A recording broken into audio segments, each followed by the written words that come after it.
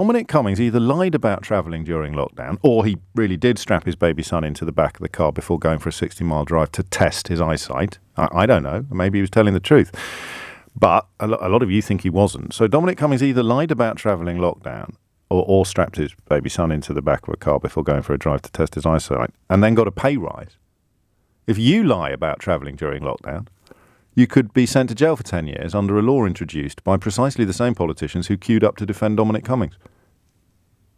That's actually rank. This is another one of those moments where I wonder why we bother. Because that's so obviously rancid. And yet, the client journalism, the ludicrous sycophancy, the appalling bias of almost all of our media in this country towards this government, nothing worse for a democracy than when the people charged with speaking truth to power and holding power to account are in the pocket of power for either, financial or ideological reasons, or just plain laziness, or I suppose doing their boss's bidding. Then you've got a real problem. Dominic Cummings allegedly lied about travelling during lockdown, got a pay rise.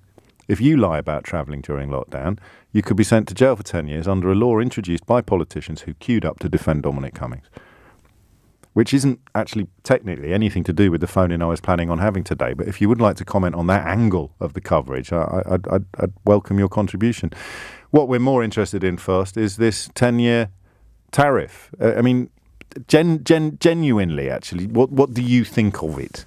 It seems to me to be a really multifaceted proposal where on one extreme, it's not actually going to apply to anybody, but it should work as a good deterrent. But at the other extreme, it might penalise poor people, criminalise people who can't afford the quarantine, which has been introduced alongside it.